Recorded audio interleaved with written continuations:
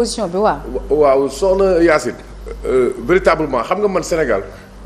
gars yi dañoo bëgg débat contre-feu lan moo andil lépp coow loi interprétative bi. man dama bëgg ñi yem toujours ci substance su débat yi ñuy posé au Sénégal dama la koy faral di wax fii quoi fii toujours ñu ngi ci ay feuilleton alors que feuille de route lañ soxla mooy li nga xamante ne moo di problème sénégalais yi dëgg-dëgg. ñii nii xam nga li ñuy dawal mooy genre dictature rampante genre monétisme d'état genre man maay Ndongo Ndiaye ku ma saraxul ma tibb ak sama doole démocratie bi doon xaar si ñoom doxaluñ ko da ngay xool bi ñu faloo ba tey yow soxna Yacine la andi coow yi lan la loi interprétative. mais kooku nañu jàll. kooku affaire ul def lu la neex la rek yow defe nga ne wax day xadi Ndiaye bërki démb xam nga tamit daa Ousmane Sonko après bi li xew amee ba pare yaa may déglu est-ce que sénégalais yi mel nañ Macky Sall ci waroon na leen leeral ndax dafay def troisième mandat wala waru ko def pour man il devait clore ce débat juste après la présidentielle de 2019 corruption bi mi ngi doon continuer di am mi ngi doon continuer di gangréner société bi parce que dañu leen faloon ñoom pour ñu assainir boo fàttali ko Macky Sall bi muy campagne 2012 lu mu doon wax mooy lan rupture on s'attendait à une rupture compétition njëgu ceeb bi cher na diwlin bi cher na xale yi soxla lañu xëy xam nga man moo naa d'accord ñu génn di marche ndax loolu mais après Ousmane Sonko lay-layam gars yi génn di xeex ay doomu jàmbur dee ci ñi jàllawaat seen i njaboot ba lii lépp am ci bon ki waroon doxal yoon mooy le président Macky Sall yoon def na liggéeyam après dëkk bi ne cocc xale yi toog fee di wéy ay Ousmane na mu naa la donc problème amatul léegi la fa lañ jaaree rek vraiment ba andi loi amnistie bi nga xam ne tam teguñ ko fenn. yàgg naa la wax ne partout où on a parlé de réconciliation c'est parce que la vérité aura précédé la réconciliation ñoom Ousmane Sonko Macky Sall Bassirou Diomaye Faye réeroo wu ñu woon dañoo tëju di waxtaan xam nga nag après ñun ay magum jëmm lañ nag du ñu ñëw fii après dañu këll-këlee nag parce que dañoo tal leneen surtout que dëkk bi dafa métti en Bambey. Sénégalais yi tey bu ñu toogee assemblée li ñu waroon tal mooy campagne arachidière bi fan la mujj inondation yi nga xam ne ñaanuñ ko yàlla bu mu ñëwaat mais tam yan action lañ def pour prévenir ko xëyu ndaw yi boobu tey ñi ngi leen fal ndaw yi ñi ngi xëy jëlaat gaal yi di dem qu'est-ce qu'ils prévoient pour ces jeunes là mais après ils veulent nous mener en bateau nous entraîner dans des corsets te ñu ci ay débats yoo xam ne après ils vont se retrouver si mode bi nga xam ne moom la ñu retrouver waat après jubale bon c'était entre politiciens. mais peut-être que ce seront des questions qui viendront keroog bu ñu dajee incha allah bu ñu dajee ci assemblée nationale bi avec le premier ministre lundi. peut-être que question yooyu dina ñëwaat comme vous l'avez dit. benn yenn question par exemple. mooy yi nga wax léegi nii yi nga souligné léegi nii. waaw non xam nga ñoom dañoo boycotté. parce que yan format débat la bu ñu demaatee ni mu demee woon rek ci déclaration de politique générale bi lay demaatee parce que ñii doole lañ yor xam nga majorité mécanique lañ yor di def lu leen neex comme ni ko Macky Sall yoroon di def lu ko neex comme ni ko président Abdoulaye Wade yoree di def lu ko neex ni ko Abdou Diouf yoree di def lu ko neex ni ko Senghor yoree di def lu ko neex ñoom li ñu bëgg dafay jàll force peuple bi rek moo mën a empêcher yaa ma dégg sax moo leen mën a arrêté ne leen ku xamul suuraa ma téye sa loxo peuple bi dina téye seen loxo bien sûr ndax nañ peuple bi ba falu boobu ba tey ñu ngi ci puukare ak ay fo nekkul ci agenda wu peuple bi le peuple boo tax ma ne Thiel yi mag du ay nelawam. mais peuple bi ban vision la ñu am actuellement nii. non dañ leen fal donc boo xoolee confiance boobu ñu leen falee ñu ngi wàññeeku ndànk-ndànk. ah bon jógee nañ 2,4 millions voix il a fallu ñu aji ay transhumants yoo xam ne kii nous doivent des comptes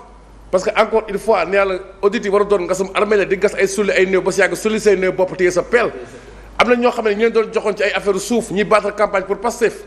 voilà ce genre de débat yi may bëgg ñu koy poser nan la ñuy def ba 1,9 million voix ñu am sa boo xoolee il a fallu les transhumants comment ils ont fait pour se retrouver avec Mimi Touré Mimi Touré li mu yàq Ousmane Sonko yëg lu Ousmane Sonko yàq Mimi Touré yëpp après xam nga Yacine boo xoolee donc dañuy mener en bateau quoi alors que les vrais débats c'est l'industrialisation du Sénégal j'allais même dire réindustrialisation parce que on avait un embryon d'industrie sous Léopold Sédar Senghor usines yu tëj tubaab bi dañu andi ay politique ajustement structurel Ousmane Sonko li mu doon wax mooy bu ñëwee dina fi andi yooyu noonu politique yooyu tubaab bi dañu imposer ñu am lu ñu naan moom sa réew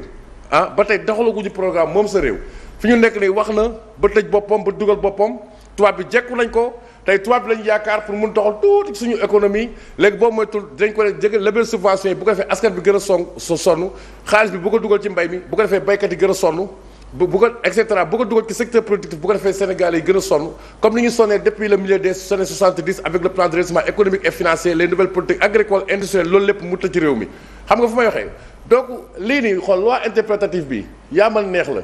peut-être après bu ñu dugalee recours conseil constitutionnel on aura épuisé les mécanismes de règlement interne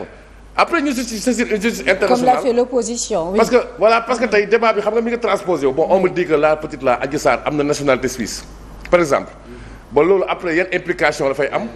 bon on voit un premier ministre boo xam ne bi mu faloo ba tey gis nañ ne génnul réew mi soriwul réew mi en tout cas quoi xam nga bon loolu ba tey daf ñu jaaxal la moo tax mënut a sori réew mi léegi xale bu jigéen bi porté na plainte léegi loolu même ndaw si nii nga xam ne day xale njaay mi ngi waxaat après est-ce que moom tamit parce que bu ñu fàtte ne daanoon nañ ko moom tamit est-ce que moom tamit dina mën a génn réew mi après man ce genre de débat là laa bëgg def fond yoo xam ne ni xam nga ñu posé ko véritablement mais affaire loi interprétative bi dañuy wër-wërloo rek mais après du débat dina jàll non peuple bi rek laa la wax ni moo ko mën a arrêté 23 juin Abdoulaye Wade majorité mécanique la am peuple bee ko arrêté waxuñu loolu fi nekk nii de ñu préciser ñoom seen boycott bi nee nañu boycotté ñu assemblée nationale mais Ousmane Sonko daanaka moom la ñu boycotté ak séance plénière bi nga xam ne moom moo waroon a am xam nga bu ñu ñëwee moom Ousmane Sonko day jàkkaarloo député yi revenir un peu ci li nga xam ne moom moo soxal gouvernement bi loolu la ñu boycotté mais seen mission ci assemblée nationale en tant que député dañu koy def ba mu mat parce que nag bu ñu lëbëjee bopp askan wi buñ mel ni kon askan wi moo leen fa yóbbu ba pare ñoom mission bu leen askan wi doyee ñu ne noo bëggatuñ ko dañuy dem toog du loolu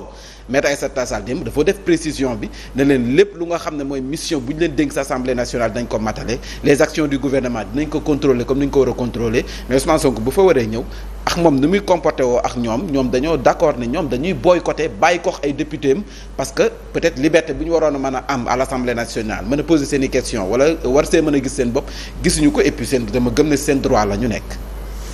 c'est bon. ah. très bien aywa sànni ci rapport Cour des comptes laa bëggoon ñu dem sax waaye xam oui peut-être nañ ci ñëw après mais pour ce qui est de l'Assemblée nationale man nee naa fi man xuloo entre politiciens li ma ci mën bëriwut parce que lii nii yëpp ñoomi neen la Assemblée nationale bon je ne parle pas d'individualité mais je parle de force politique ñi fi nekkoon démb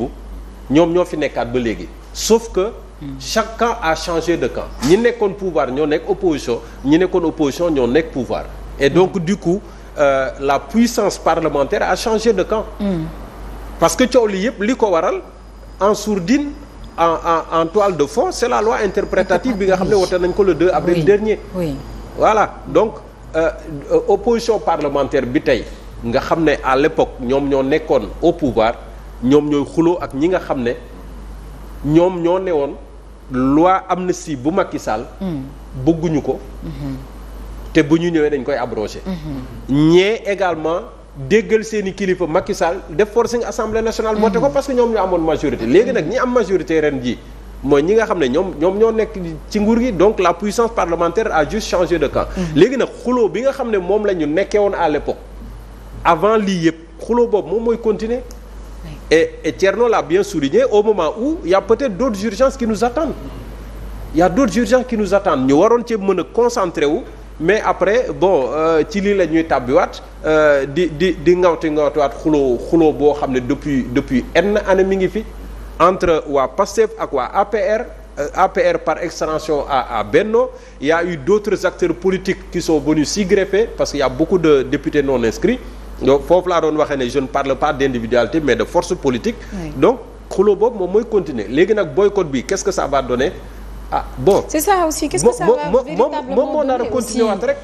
moom moo nar a continuer waat parce que opposition parlementaire bi nee nañu saisir nañu conseil constitutionnel pour ñu annuler la proposition de loi d'interprétation on verra ce que ça va donner mais peut-être man je présume que conseil constitutionnel non seulement va se déclarer compétent mais va approuver la loi d'interprétation man sama xalaat la je ne fais pas de météo sama xalaat laa joxe et on verra peut-être au final ce que ça va donner. On espère ça va donner quelque chose parce que sinon ce serait que peine perdue seen boycott boobu noonu.